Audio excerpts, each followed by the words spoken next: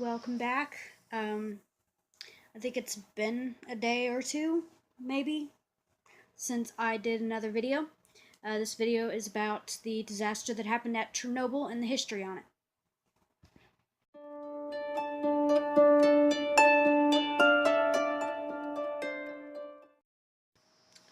Okay, so the Chernobyl disaster happened April 26, 1986, in Russia, which at that time was called Soviet Union. 32 people died, dozens more suffered radiation burns. This was all at the beginning. Eventually, 5,000, I do believe. Yeah, 5,000 eventually died from it. Uh, it was situated near Pripyat, and was 65 miles north of Kiev in the Ukraine. It was also, I believe, 800 miles away from some sort of Swedish monitoring system for radiation. The Soviet Union waited until the Swedish reported the fallout to admit that the accident had occurred. The reason why that was is because they were trying to cover it up. And the Swedish found out about it through their monitoring systems stations that they had that monitored how much radiation was in the air, I guess. And it was stated that it was higher, 40% higher than normal. It was built in the late 1970s on the banks of Pripyat River. It had 4 reactors, each capable of producing 1,000 megawatts of electric power. Engineers began an experiment on November 4th. Reactor number 4, sorry. They had no knowledge of reactor physics and probably shouldn't have been working there.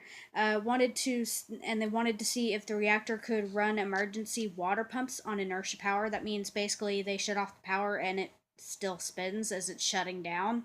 They wanted to see if that still pumped in cold water, which, if you know anything, that doesn't really work that way. They disconnected the safety systems and power regulating system, which that's another thing that screwed them over, because then they couldn't monitor how much was leaking out or how much was building up. They ran the power so low that it became unstable, then removed too many control rods to start it up. Again, sorry. From what I've read, they took out 200 of those. I don't know how many they had usually have in them in reactors, but they took out 200 and so.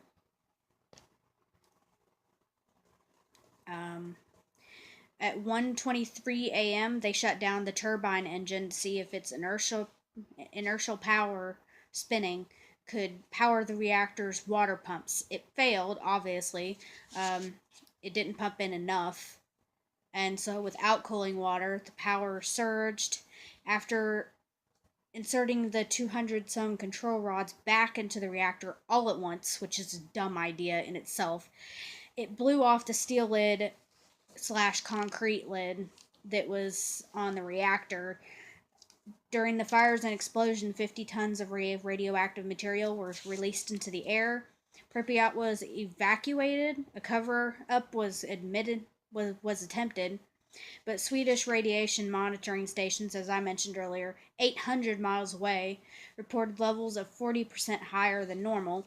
They're saying that the radiation levels during that was higher than the bombs ever dropped on Japan. So those 2 bombs that were probably so much higher than normal, that explosion was higher than that. As I mentioned, 5,000 people eventually died from it, having cancer and various other radiation caused illnesses or something to that effect. In 2000, the last working reactors at Chernobyl were shut down, and the plant was officially closed. And last time I checked, they had the whole freaking city or town roped off. You couldn't go in there because there was so much radiation. I don't know how much that is correct now. It seeped into everything: land, animals, everything, trees, buildings.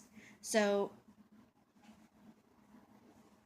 from what I've looked up, you could go in, but you couldn't stay in there for a certain amount of time. You couldn't touch anything. You couldn't kick up dirt.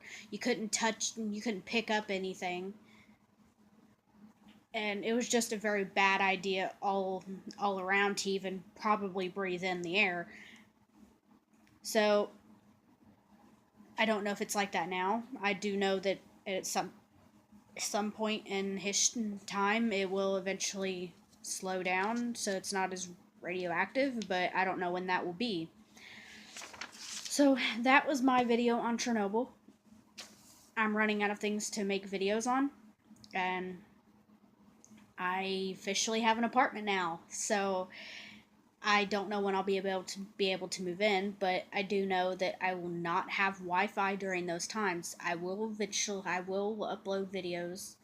I don't entirely know how I'm going to do it yet, but it may not be as often as my schedule has told you. So my schedule may change based on the fact that I have no Wi-Fi at my apartment, but I did not forget you guys, so you don't need to worry about that. It's just trying to set everything up and get moved in is a lot harder than it sounds. So I